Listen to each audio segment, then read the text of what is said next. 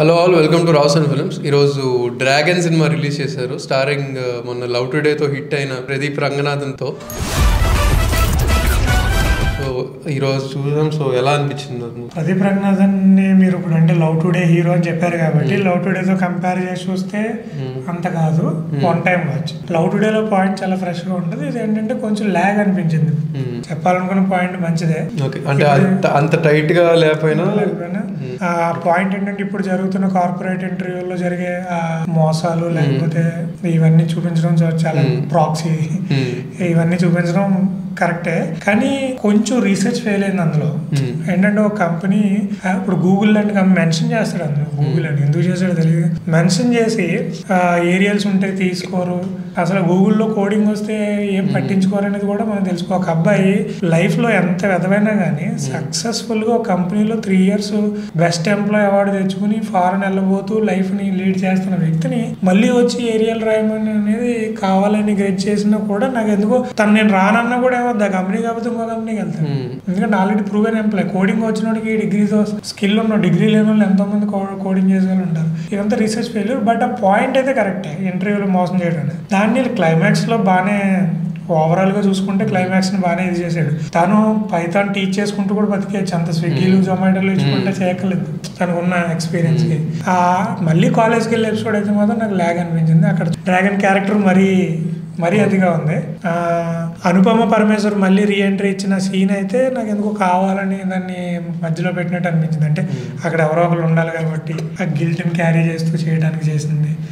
ఇది వాళ్ళ father character దగ్గర నేను కొంచెం ఎమోషన్ ఫీల్ అయ్యాను, ఫాదర్ ఇది చేసిన తర్వాత.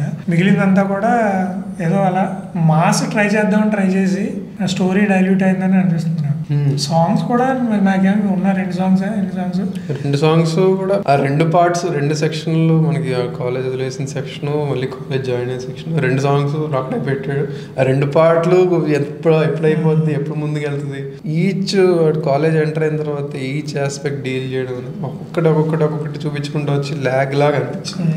అమ్మాయి డిప్రెషన్ సాంగ్ కూడా క్యామియోలో 2-3 క్యామియోలు కొంచెం పెద్ద పెట్టాడు, అంటే ఓల్డ్ వీడియోలో. కానీ చెప్తున్నాను కదా, కొన్ని బడ్జెట్ మరీ ఒక్కసారి 3 కోట్ల నుంచి 37 కోట్లకి వెళ్ళిపోయింది. అంత బడ్జెట్ ఆ ఫారెన్ ట్రిప్ చూపించడంలోనూ వీటిలోనూ అయి ఉండొచ్చు. కానీ ఓవరాల్ గా చూస్తే అంత ఖర్చు పెట్టాల్సింది కదా. ఎందుకంటే ఇది కథ అంతా ఓన్లీ మొత్తం కామెడీ మీద ఫోకస్ అలా కాదు, ఇది ఓన్లీ స్టోరీ ఏం చెప్పాలనుకుంటున్నాడు దాని మీద వెళ్తుంది సినిమా.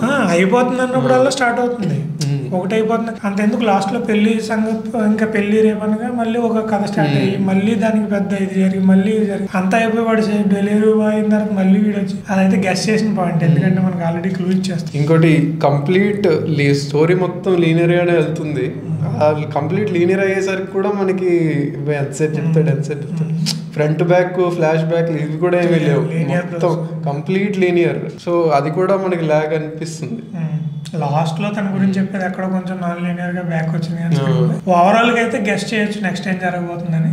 కొంచెం కొన్ని చోట్ల కామెడీ బాగుంది, అంతే. అంతకు మించి పెద్దగా ఇంట్రెస్టింగ్ అయితే ఎంగేజింగ్ అయితే పెద్దగా అనిపించలేదు. Average 1 time watch. సో అదండి మా రివ్యూ. 1 time watch.